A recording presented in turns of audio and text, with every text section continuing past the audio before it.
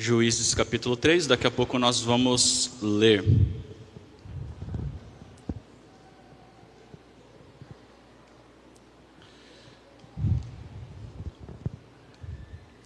No ano de 2017, teve uma notícia que chamou muita atenção das pessoas e repercutiu bastante, especialmente nas redes sociais, que era uma notícia sobre um atirador, soldado canadense, que estava em missão lá no Afeganistão.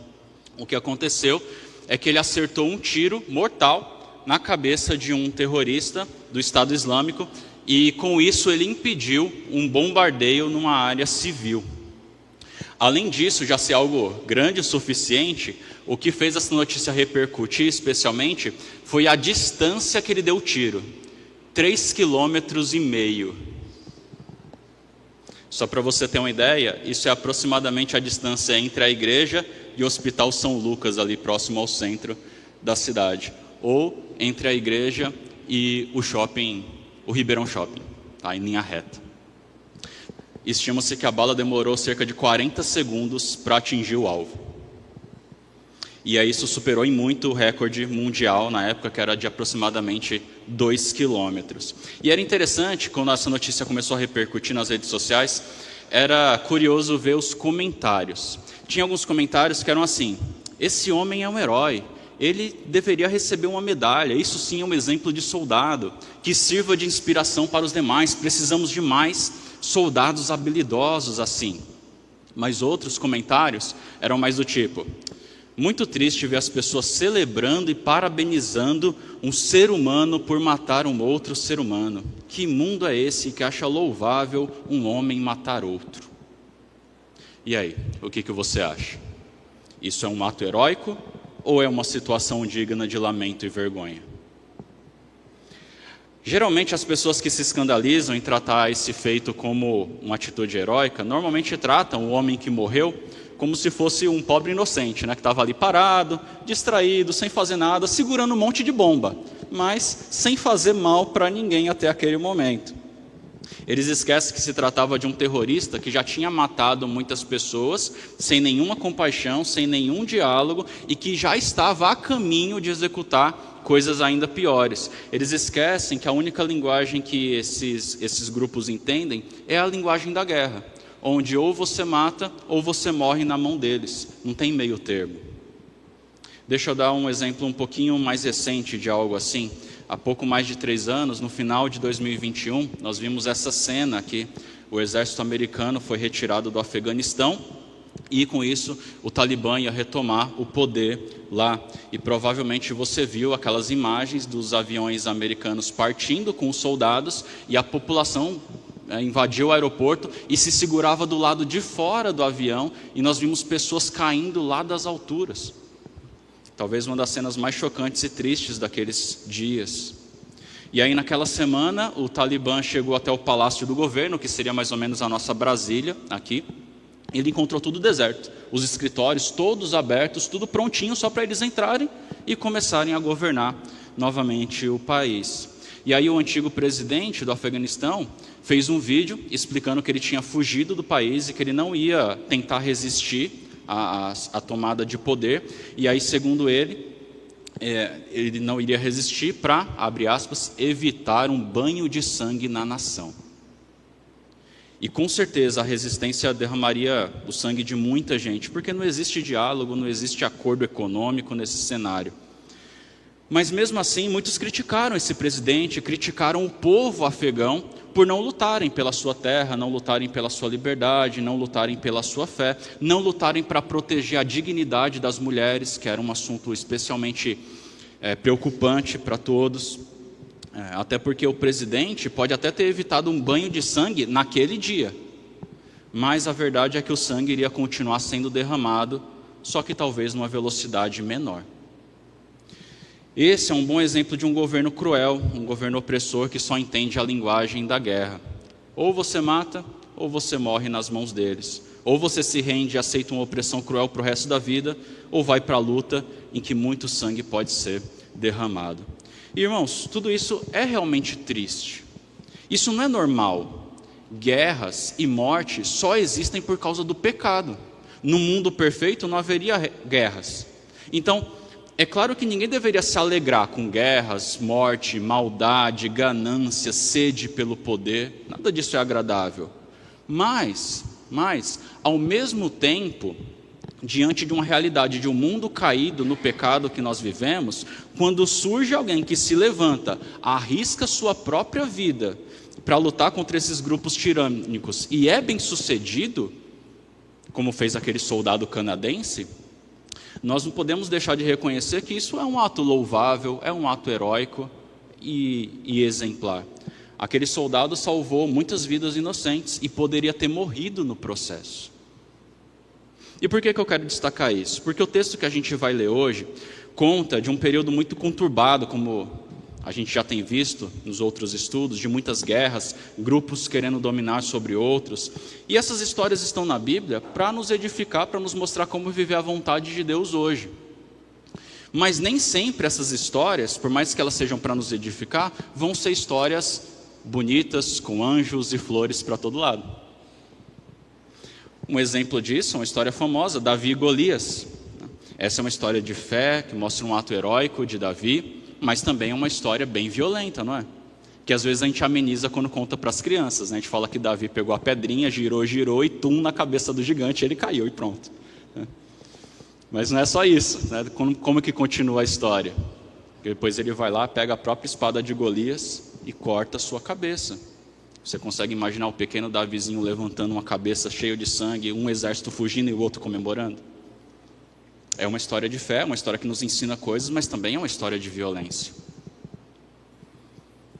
E embora isso possa ser chocante e terrível, é também um ato louvável, admirável, né, que ficou registrado para que o povo de Deus aprendesse algo. O texto de hoje talvez seja para alguns um pouco mais chocante do que Davi e Golias, mas é tão palavra de Deus como essas histórias mais conhecidas e é igualmente útil para o nosso crescimento na nossa vida com Deus. Hoje eu queria contar a história de um soldado chamado Eude, que está no capítulo 3, versículos 12 a 31, e basicamente o nosso tempo aqui vai ser dividido em duas partes. A primeira parte é observar a história, é conhecer o que aconteceu, e uma segunda parte é entender como essa história de guerra, de violência, de morte e de heroísmo pode nos ensinar a viver a vontade de Deus hoje. Então esse é o nosso tema, zeloso pela glória de Deus. Capítulo 3, vamos ler até o final do capítulo, mas a gente vai lendo pausadamente. Eu quero ir fazendo algumas observações e explicações à medida que a gente lê, ok? Então, começando aqui do versículo 12, nós temos o início de mais um ciclo de falhas. Vocês devem lembrar que o livro de Juízes é bem dividido naquilo que a gente chama de ciclo de falhas, onde o povo se desvia buscando ídolos, Deus permite que uma nação venha e os domine por um tempo, isso traz sofrimento para o povo se arrepende, busca o Senhor, Deus levanta um homem, um juiz, que é como ele é chamado, que é um guerreiro militar, que conduz o povo à guerra, eles têm vitória e têm tempos de paz, aí o juiz morre, e aí o povo se desvia, vem um novo povo que domina, o povo se arrepende, um novo juiz, tempos de paz, o juiz morre, e assim é dividido as histórias ao longo de todo o livro. Aqui nós vamos ver o início de mais um ciclo de falhas. E além disso eu tenho destacado também, e acho importante lembrar sempre que, embora sejam histórias bem parecidas e cíclicas, elas não são iguais. A ideia é que cada geração que vem depois fica um pouco pior do que aquela que antecedeu. Então isso é importante a gente notar, porque ao longo do livro nós vamos ver 12 juízes. E vocês vão reparar que à medida que nós caminhamos pelo livro, parece que a situação vai caindo um pouco o nível, a qualidade até dos juízes vai caindo. Aqui a gente está no começo. Eude será o segundo juiz de Israel. Então vamos ler o texto, versículo 12. Diz assim: mais uma vez os israelitas fizeram o que o Senhor reprova, e por isso o Senhor deu a Eglon, rei de Moabe, poder sobre Israel. Conseguindo uma aliança com os amonitas e com os amalequitas, Eglon veio e derrotou Israel e conquistou a cidade das palmeiras. Os israelitas ficaram sob o domínio de Eglon, rei de Moabe, durante 18 anos. O texto começa dizendo, como de costume, fizeram o que o Senhor reprova, ou fizeram aquilo que era mal aos olhos do Senhor. Sempre que fala isso é porque o povo se voltou para a idolatria. E a disciplina veio, novamente eles foram dominados, só que dessa vez pelo rei de Moabe, um homem chamado Eglon. E diz aqui que Eglon conquistou a cidade das palmeiras. Essa cidade aqui é a mesma cidade que Jericó, aquela Jericó que já tinha sido destruída nos dias de Josué. Ele reconstruiu e lá ele colocou a sua base, porque Moabe, que era de onde ele era muito longe. Então ele construiu uma base ali na cidade das palmeiras, a antiga Jericó, e dali ele conseguia administrar também agora e governar e oprimir Israel. E aí, guarde essa informação de cidade das palmeiras, que era a mesma que Jericó, isso vai ser importante daqui a pouco. E diz aqui que o povo sofreu durante 18 anos nas mãos de Eglon. Mas aí o povo vai começar a clamar ao Senhor, que ouviu o clamor do povo e levantou um novo juiz. Versículo 15. Novamente os israelitas clamaram ao Senhor, que lhes deu um libertador chamado Eude, homem canhoto, filho do benjamita Gera. Os israelitas o enviaram com pagamento de tributos a Eglon, rei de Moabe. Algo que a gente precisa observar aqui é que geralmente as histórias bíblicas são bem resumidas, elas não contam muitos detalhes, porque naquela época papel era muito caro, não é como a gente tem hoje. Então eles tinham que colocar só aquilo que é necessário. Só que essa história traz um monte de detalhes aqui, e esses detalhes são importantes porque querem mostrar alguma coisa para a gente. Por exemplo, talvez você tenha reparado aí que fala, quando apresenta Eude, diz que ele era um homem canhoto.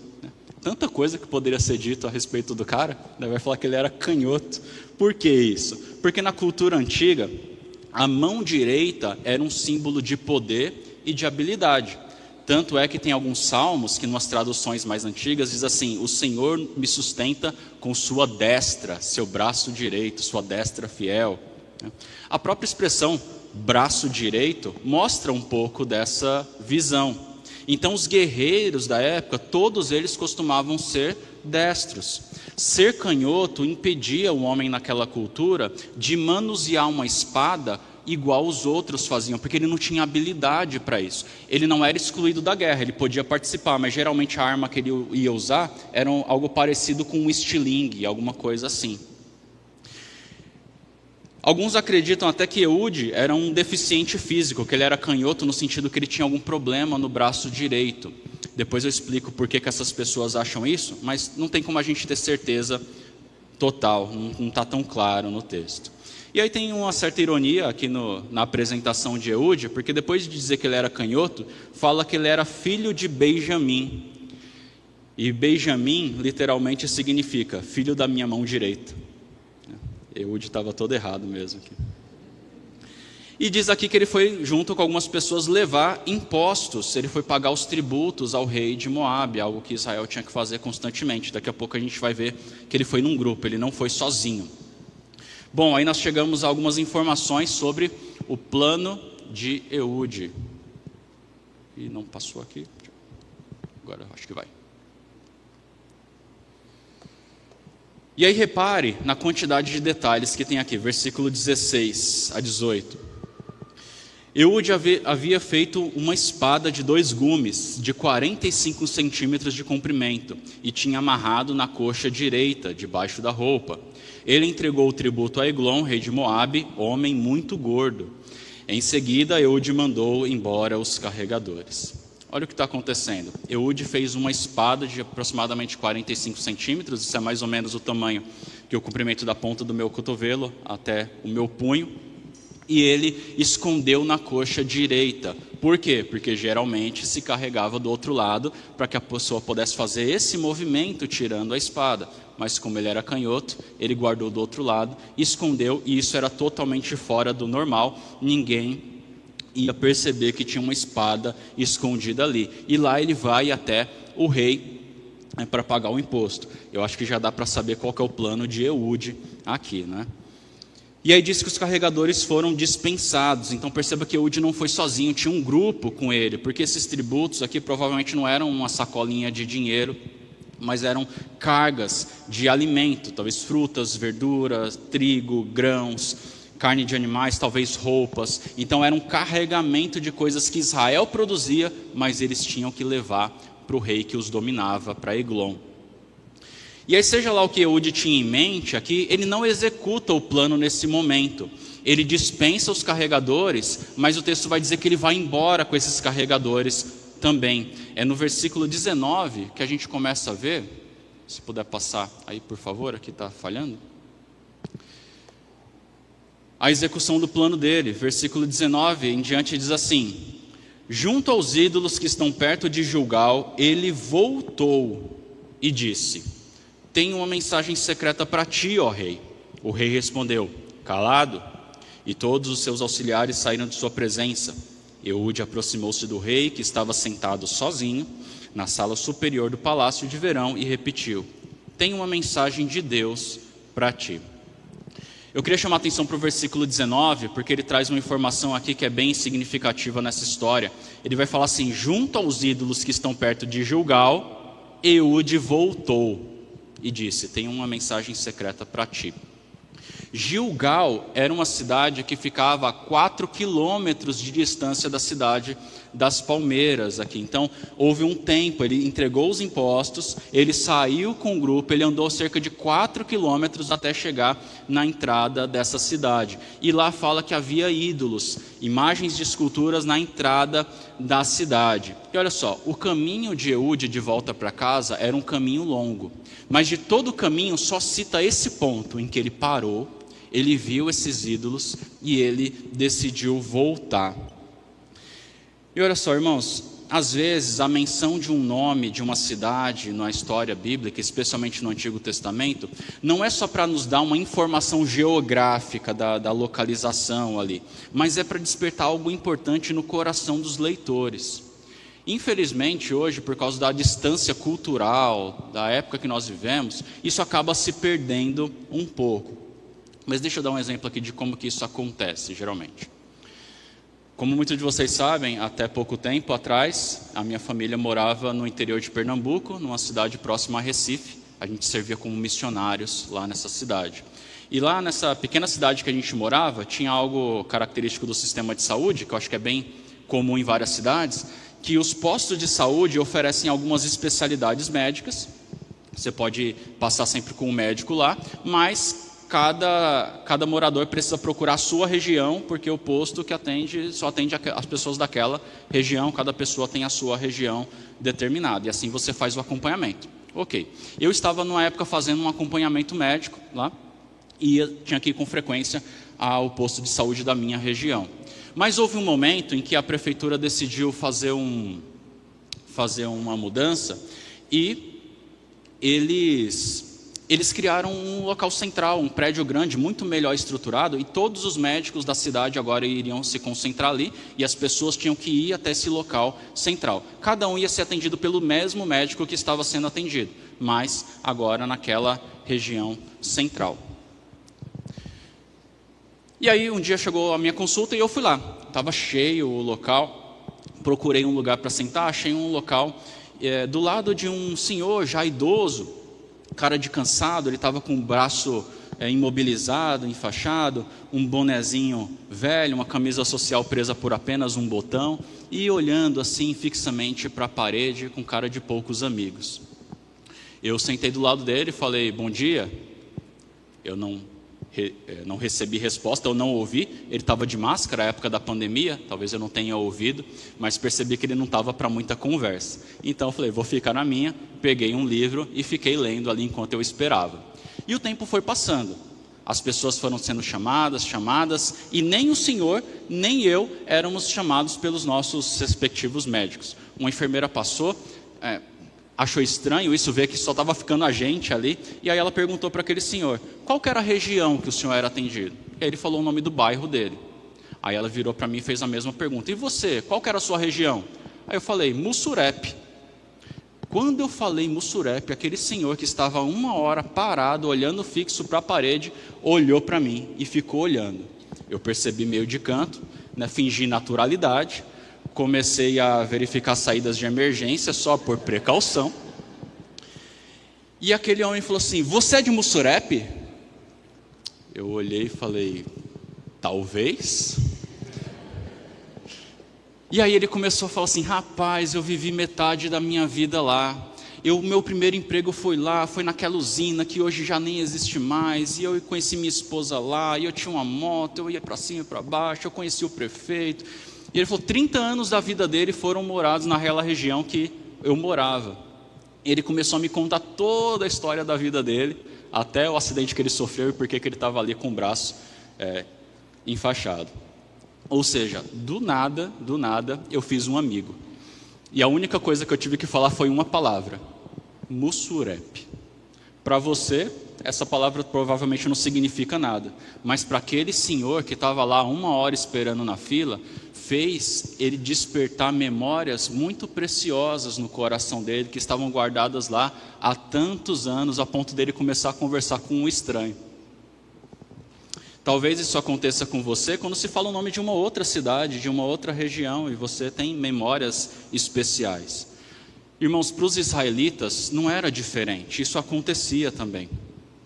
Gilgal, para nós, talvez não signifique muita coisa, né? Fala Gilgal, você pensa em quê? Eu não penso em nada, né, em Gilgal. Mas Gilgal foi a cidade onde o povo acampou pela primeira vez, sob a liderança de Josué, depois que eles atravessaram o Rio Jordão. Depois que Deus faz aquele milagre de parar as águas, eles passam a pés secos ali, eles chegam na entrada da cidade de Gilgal. Ali, Deus manda eles tirarem 12 pedras grandes do fundo do rio, para formarem um altar, para que as gerações futuras, quando passassem na entrada da cidade, olhassem aquelas pedras e falassem: papai, o que é isso aqui? E aí o pai pudesse contar toda a história de como Deus fez um milagre, conduziu o povo a entrar na terra prometida, eles lutaram contra Jericó, as muralhas caíram. Toda essa história era para ser relembrada nesse momento. Gilgal foi onde o povo, quando acampou, promoveu a circuncisão dos homens que não tinham sido circuncidados durante todo o tempo no deserto. Ali eles também celebraram a Páscoa pela primeira vez, depois de muitos anos sem celebrar a Páscoa, relembrando a libertação do povo no Egito, se preparando porque no dia seguinte eles iam rodear Jericó. Então foi um tempo de consagração, foi um tempo de festa nacional, todo mundo fazendo isso. Então aquele dia e aquela cidade ficou marcado na história do povo. Falar de Gilgal trazia memórias muito significativas. Tudo isso está lá em Josué, capítulo 5, depois você pode olhar lá. Agora só, imagina só, Eude sai justamente de Jericó, que agora era a cidade das palmeiras, uma cidade que não deveria existir mais, mas que agora tem um rei aproveitador, engordando as custas do povo há 18 anos, e ele chega na cidade de Gilgal, e em vez de ver ali um altar com 12 pedras para relembrar as maravilhas que Deus tinha feito, ele encontra na entrada da cidade um monte de ídolos. O que será que passou na mente dele ali, 4 quilômetros de distância do rei? Aquilo que ele faz ajuda a gente a entender e a responder essa pergunta. Ele para e ele volta para pôr o plano dele em prática. Ele fala assim para os carregadores: podem ir na frente, eu esqueci uma coisa, ali eu encontro vocês depois. E ele volta sozinho. A visão daquelas imagens despertou o zelo pela glória de Deus. Ele ficou muito incomodado. A opressão de Eglon era ruim, mas ver ídolos de pedra recebendo a glória que deveria ser de Deus, isso era demais. Ele para e ele volta. E é importante a gente lembrar que a presença de ídolos numa cidade indicava quem que mandava naquela cidade. Ou também a presença de ídolos poderia ser um sinal do estado espiritual de Israel. Seja qual for o caso, a gente pode perceber que Deus não estava sendo glorificado, e Eude não pôde mais suportar isso. Versículo 19 novamente. Junto aos ídolos que estão perto de Gilgal, ele voltou e disse: tenho uma mensagem secreta para ti, ó rei. O rei respondeu: calado. E todos os seus auxiliares saíram de sua presença. Eude aproximou-se do rei, que estava sentado sozinho na sala superior do palácio de verão, e repetiu: tenho uma mensagem de Deus para ti. Então Eude volta à presença do rei e ele fala: rei, eu tenho uma mensagem secreta aqui para o senhor. O rei, aqui muito vaidoso, falou assim: opa, uma mensagem secreta para mim? Todo mundo, vai para fora. Ele fica sozinho ali com com Eude. E aí repare, um rei tão poderoso não se importou de ficar sozinho com Eude na sala dele. Isso demonstra que Eude não era alguém temido, não era alguém que parecia ser uma ameaça. Se ele era o libertador que Deus escolheu, ele era um libertador totalmente improvável. Por isso que tem gente que acredita que ele era um aleijado. E aí o que vai fazer o aleijadinho contra mim? Mas a gente não pode ter certeza disso. O certo é que ele não era uma ameaça, ou considerado uma ameaça à segurança do rei. Seria parecido com o que aconteceu entre Davi e Golias. Quando Davi chega para lutar com Golias, ele dá risada. Os meninos com pau e pedra vindo aqui, acho que eu sou um cachorro. Ele zomba de Davi. É muito parecido com o que está acontecendo aqui. E aí o texto continua, ao final do versículo 20, diz assim: quando o rei se levantou do trono, Eude estendeu a mão esquerda, apanhou a espada em sua coxa direita e cravou-a na barriga do rei. Até o cabo penetrou com a lâmina, e como não tirou a espada, a gordura se fechou sobre ela. O rei então aqui se aproxima muito de Eude. Realmente Eude não foi levado a sério. Eude era o escolhido de Deus, mas aos olhos de Eglon ele era um Zé Ninguém. E aí, por ser canhoto, ele conseguiu fazer um movimento inesperado e enfiar 45 centímetros de espada na barriga do rei. E diz aqui que ela ficou depois coberta totalmente pela gordura dele. O versículo 17 fala que Eglon era um homem muito gordo. E repare, não era só alguém acima do peso, era alguém enorme mesmo. A espada ficou totalmente dentro dele, escondida. E olha só, algumas características aqui que o texto dá, talvez sejam para chamar a nossa atenção, até mesmo para o caráter dos personagens, porque Eglon era alguém que explorava os israelitas há 18 anos. Então, enquanto o povo sofria, vivendo de um modo miserável, Eglon cobrava os impostos, os tributos, e comia muito mais do que precisava, uma obesidade aqui que fazia o contraste com o sofrimento do povo de Israel. E aí só uma curiosidade, o nome Eglon significa bezerro. Bom, chegou a hora do abate para esse bezerro, é o que Eude deve ter pensado. Versículo 23. Então Eude saiu para o pórtico, depois de fechar e trancar as portas da sala de trás de si. Depois que ele saiu, vieram os servos e encontraram trancadas as portas da sala superior e disseram: ele deve estar fazendo suas necessidades em seu cômodo privativo. 25. Cansaram-se de esperar, e como ele não abria a porta da sala, pegaram a chave e abriram, e lá estava o seu senhor, caído no chão, morto. Enquanto esperavam, Eude escapou, passou pelos ídolos e fugiu para Seirá. Então Eude aqui, depois que ele ataca o rei, ele consegue trancar as portas por dentro e ele sai por uma outra passagem. Os servos que tinham sido mandados embora, mandados esperar do lado de fora, estão lá esperando, começa a demorar e o rei não fala nada. Aí um conversa com o outro e fala assim: nossa, o rei está demorando, né? Aí o outro fala assim: não, está tranquilo, deve estar fazendo as necessidades dele, daqui a pouco ele chama. E aí chega uma hora que eles cansam de esperar, eles pegam uma chave reserva, abrem lá e encontram o seu senhor morto no chão. E quando eles chegam lá, Eude já tinha fugido há muito tempo. E diz aí no versículo 26, olha de novo: enquanto esperavam, Eude escapou, passou pelos ídolos. Novamente fala daqueles ídolos, do ponto em que ele parou e decidiu voltar. Só que agora, nessa segunda vez, a sensação de Eude deve ter sido bem diferente, Bom, e aí a história continua. Eude agora reúne um exército e vai à guerra. Versículo 27. Quando chegou, tocou a trombeta nos montes de Efraim, e os israelitas desceram dos montes com ele à sua frente. Sigam-me, ordenou, pois o Senhor entregou Moabe, o inimigo de vocês, em suas mãos. Eles o seguiram e tomaram posse do lugar de passagem do Jordão, que levava a Moabe, e não deixaram ninguém atravessar o rio. Naquela ocasião mataram cerca de 10.000 moabitas, todos eles fortes e vigorosos. Nenhum só homem escapou. Olha o que aconteceu. Eude reconhece aqui que o Senhor está capacitando ele, dando a vitória ao povo. Então ele vai até um local, ele toca uma trombeta, ele chama os homens de Israel e reúne eles para uma guerra. Dificilmente os homens teriam seguido ele se não soubessem que que Eglon tinha morrido. Um exército é formado, eles vão até as margens do rio Jordão, lá eles têm uma batalha e eles vencem a guerra. E aí nós temos o final da história, que vai chamar a atenção para a presença de dois líderes bem improváveis. Versículo 30 e 31. Naquele dia, Moabe foi subjugado por Israel, e a terra teve paz durante 80 anos.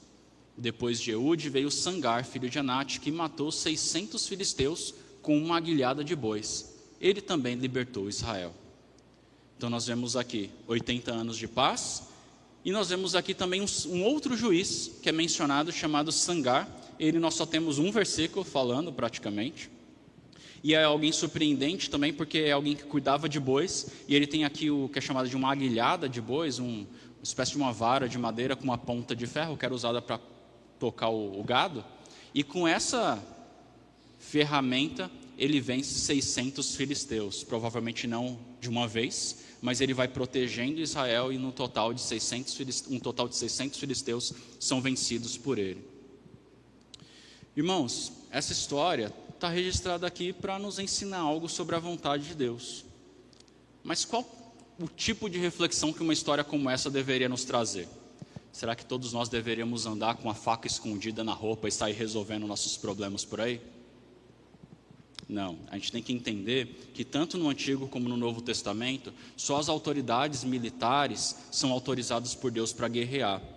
Cidadãos comuns não podiam sair resolvendo as coisas, guerreando a hora que quisesse. Isso era função do exército de um país. E aqui, em Israel, Eude foi escolhido por Deus para ser o novo comandante desse exército. Eles estavam em guerra. Mas esse texto não foi escrito tanto para a gente falar sobre guerra. Essa história foi escrita para promover pelo menos dois propósitos. Eu quero falar sobre isso. O primeiro propósito é despertar o nosso zelo pela glória de Deus. Um dos objetivos dessa história é nos fazer refletir sobre a prioridade da glória de Deus na nossa vida. Olha só, quando Israel abandonou a Deus, preferindo os ídolos, eles deixaram a glória de Deus de lado, e o povo acabou sofrendo as consequências. Mas quando o povo se arrependeu, clamou ao Senhor, Deus levantou Eude, alguém que não podia mais suportar os ídolos em Gilgal, e ele estava disposto a morrer, lutando para que Deus fosse glorificado novamente em Israel, e assim o povo se livrasse de uma vez daquele governo tirano. O povo de Deus então deveria olhar para o exemplo de Eude e refletir sobre o que é viver uma vida para a glória de Deus, custe o que custar. Eles deveriam aprender o que é zelar em seu coração pela glória de Deus, o que é amar tanto a Deus a ponto de arriscar a sua própria vida. Irmão, será que assim como Israel precisava voltar a viver para a glória de Deus, eu e você também precisamos disso hoje? Você vive para a glória de Deus? O zelo pela glória de Deus é algo que te move, é algo que te impulsiona nas suas decisões, na sua vida? Mas o que é viver para a glória de Deus? A gente conhece bem aquele versículo, né, que fala assim: assim quer vocês comam, bebam ou façam qualquer outra coisa, façam tudo para a glória de Deus. Aqui Paulo está falando que tudo que nós fazemos, inclusive coisas do nosso dia a dia, como comer, beber ou qualquer outra coisa, deve ser para a glória de Deus. Ok, mas o que seria comer para a glória de Deus? Seria agradecer a Deus pelo alimento? Seria reconhecer a provisão de Deus na nossa mesa? Seria comer moderadamente e comer coisas saudáveis para cuidar do corpo que Deus nos deu? Com certeza tudo isso agrada a Deus, e a gente deve fazer essas coisas. Mas quando Paulo escreve esse versículo aqui, ele não estava pensando em nada disso.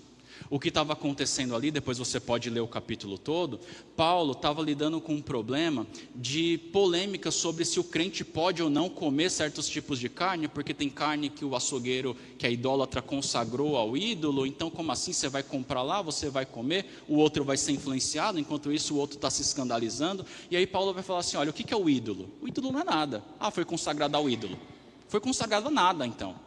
A carne continua sendo carne, não tem problema nenhum você comer, mas nem todo mundo pensa assim. Se você come e o outro que tem uma consciência mais sensível, mais fraca vê, ele pode ser levado à idolatria, ele pode querer se afastar, não querer nem ouvir o que você tem para pregar para ele. Então, às vezes é melhor, mesmo você tendo o direito de comer, e aquilo não sendo pecado, é melhor você abrir mão do seu direito, pensando em como você pode alcançar mais pessoas com o Evangelho. E aí Paulo se coloca como um padrão, ele fala, eu faço isso. Eu abro mão dos meus direitos, eu abro mão dos meus confortos, porque eu não estou buscando o meu próprio interesse. Eu estou buscando a glória de Deus. Então, irmãos, façam isso. Quer vocês comam, bebam ou façam qualquer outra coisa. Façam as coisas pensando na glória de Deus. Como Deus pode ser glorificado nessa situação. Como aquela pessoa que não conhece o Senhor pode ser trazida para perto.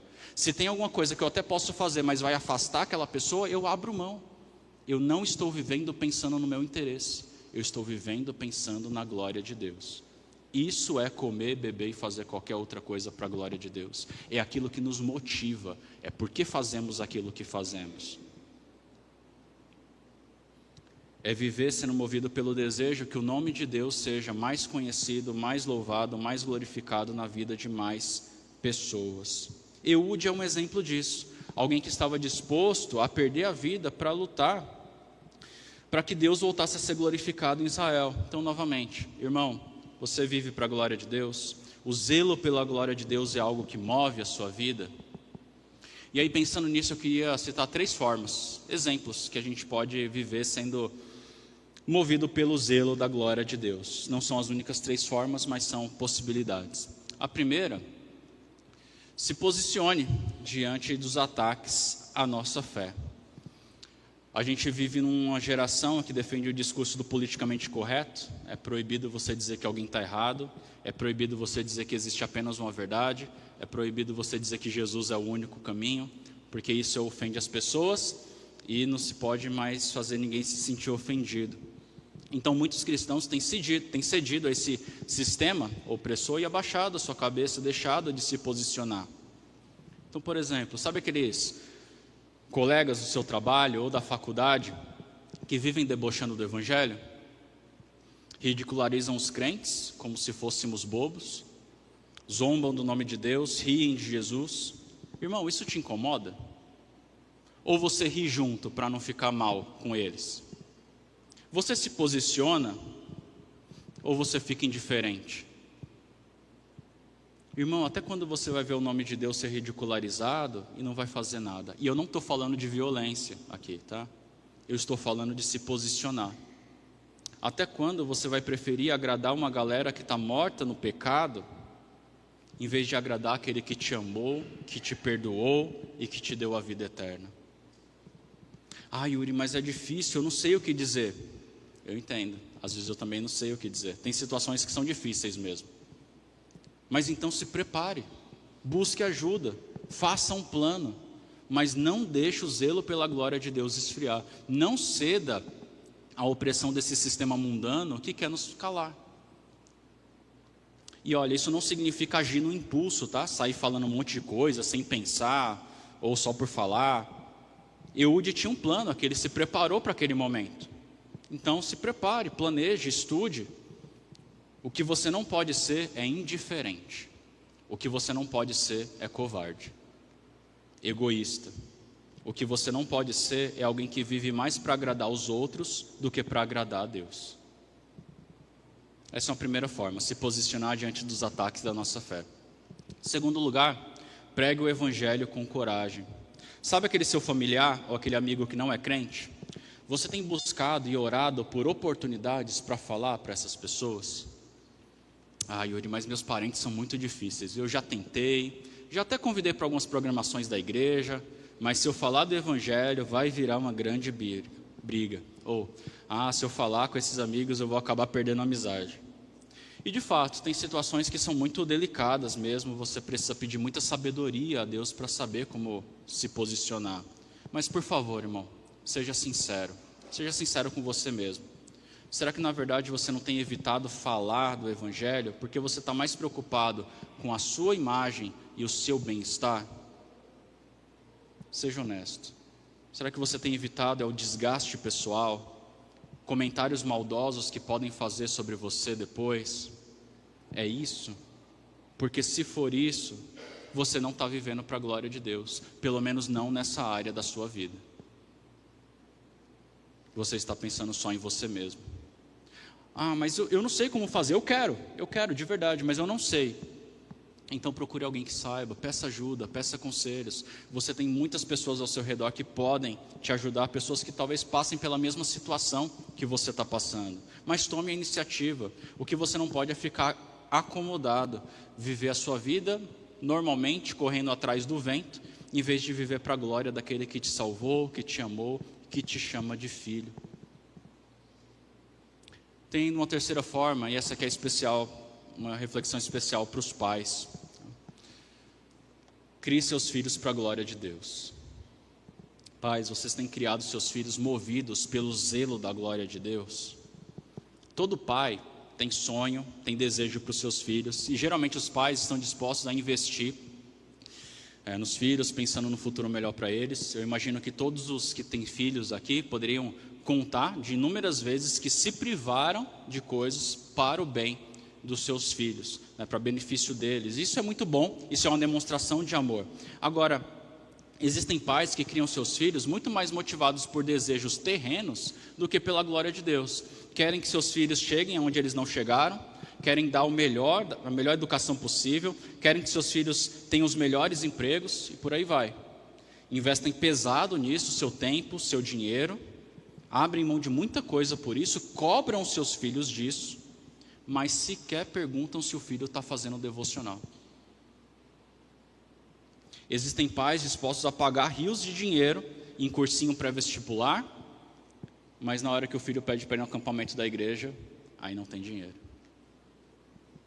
Existem pais extremamente dedicados para levar o seu filho na escolinha de futebol, na natação, no judô, no inglês, mas levá-lo na reunião semanal da igreja, não dá, filho, a gasolina está cara, se você quiser chegar lá, você se vira. E ao mesmo tempo dizem não ter tempo para pastorear seus filhos, ler a Bíblia com eles, evangelizá-los. Ou seja, esse tipo de pai, de mãe, ainda que seja crente, já se deixaram levar pelos ídolos desse mundo. E não têm criado seus filhos movidos pelo zelo da glória de Deus. Em vez disso, estão erguendo ídolos que não têm nenhum poder para salvar. Alguns pais não podem suportar a ideia que seus filhos não terão determinado sucesso profissional ou sucesso acadêmico, quando em primeiro lugar deveriam não suportar a ideia de que talvez seus filhos não sejam servos do Senhor. Irmão, novamente, será que nós somos tão diferentes de Israel assim? Será que nós também não temos dito que somos povo de Deus, mas na verdade constantemente o nosso coração é voltado para os ídolos? E como que isso acontece? Quando nós vivemos sendo motivados por tantas coisas, como dinheiro, bens materiais, status social, aprovação dos homens, realização pessoal, bem-estar físico, sexualidade, experiências de vida, coisas que não são ruins em si, mas são coisas que talvez nos motivem mais naquilo que nós fazemos do que ver o nome de Deus ser mais glorificado na vida de mais pessoas à nossa volta. Talvez alguns até pensem assim: Yuri, eu sim vivo para a glória de Deus. Se aparecesse um terrorista aqui e colocasse uma arma na minha cabeça para que eu negasse Jesus, eu não negaria, eu estou disposto a morrer por Cristo. Irmão, muito bom isso é muito bonito, mas você também está disposto a se preparar, a estudar e a se posicionar diante dos seus colegas e familiares que rejeitam o Evangelho? Você também está disposto a criar seus filhos para algo maior do que as vaidades desse mundo? Você também está disposto a abrir mão dos seus confortos pessoais para investir seu tempo, seu dinheiro, seus bens na propagação do Evangelho no mundo? Você também está disposto a deixar a preguiça e começar a ler mais sua Bíblia? Você também está disposto a participar mais da vida da igreja?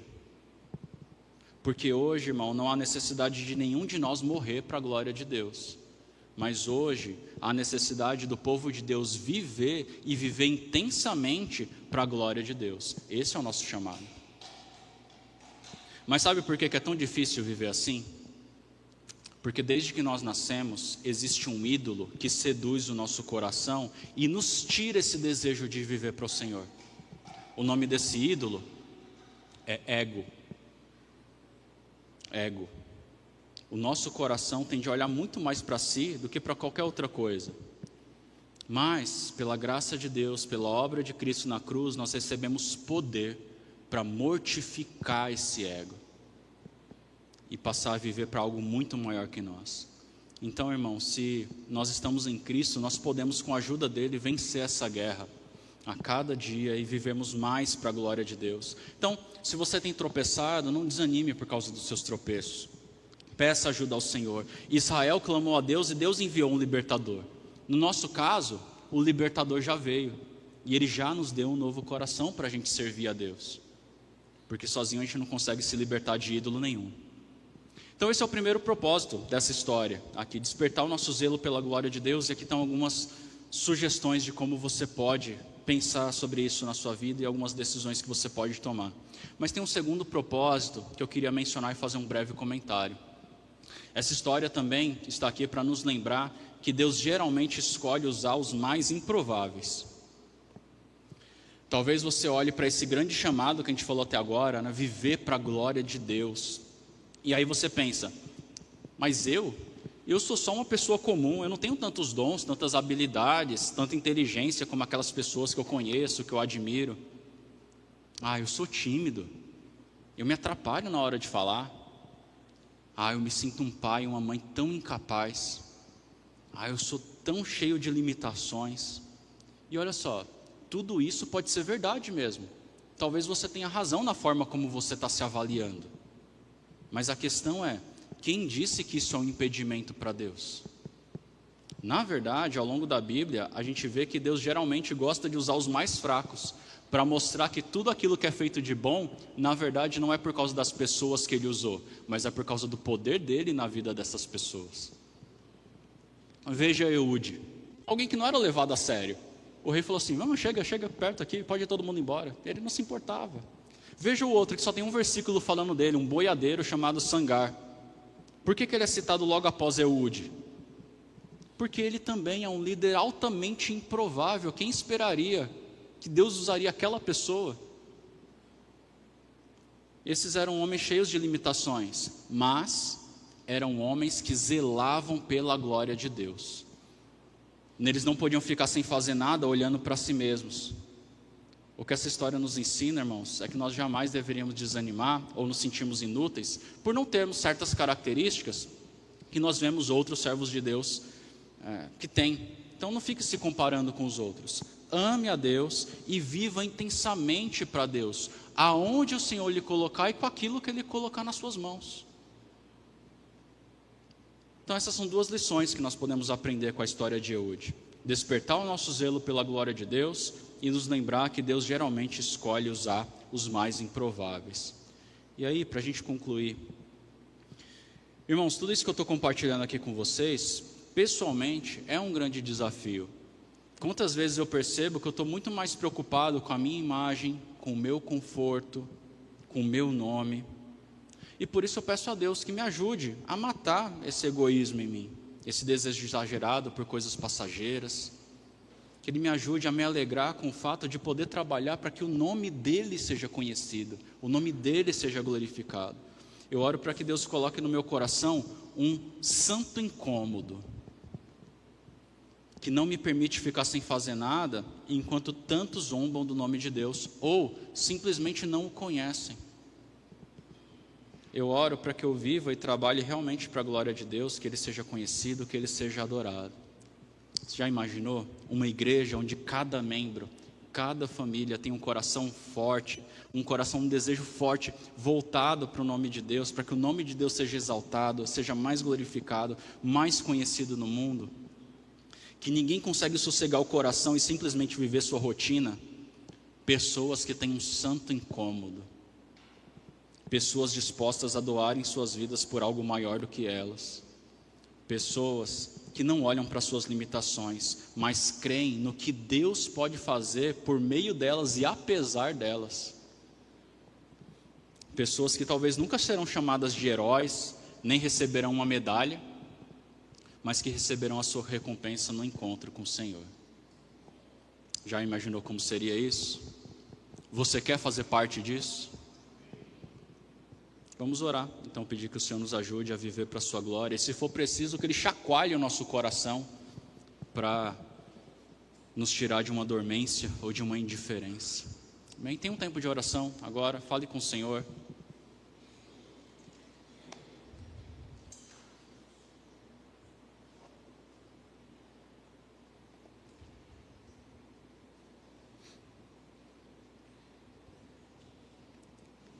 Você tem deixado de se posicionar?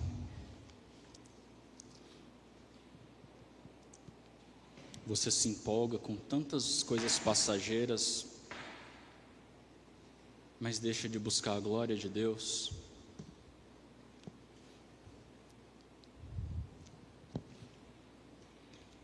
Como você pode viver para a glória de Deus? Como você pode fazer o nome dele ser mais conhecido? Como é que você pode viver o chamado de Deus para a sua vida? Aonde você está?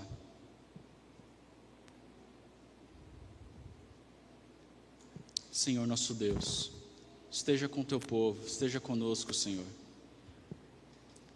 Nos ajuda a voltarmos o nosso coração diariamente para Ti, a vivermos para a Tua glória, que esse seja o nosso maior desejo, que não olhemos para o nosso conforto, para o nosso nome, a nossa imagem, mas que aquilo que nos traz alegria, aquilo que nos traz prazer, seja de ver o Teu nome ser conhecido entre os povos, entre as pessoas que o Senhor colocou ao nosso redor, e nos usa como instrumento nas Tuas mãos. Senhor, somos limitados, temos medo, fraquejamos por diversas vezes, mas pedimos que apesar disso, o Senhor demonstre a Tua glória, o Teu poder, e faça grandes coisas para a glória do Teu nome. Que essa seja a nossa alegria. Em nome de Jesus. Amém.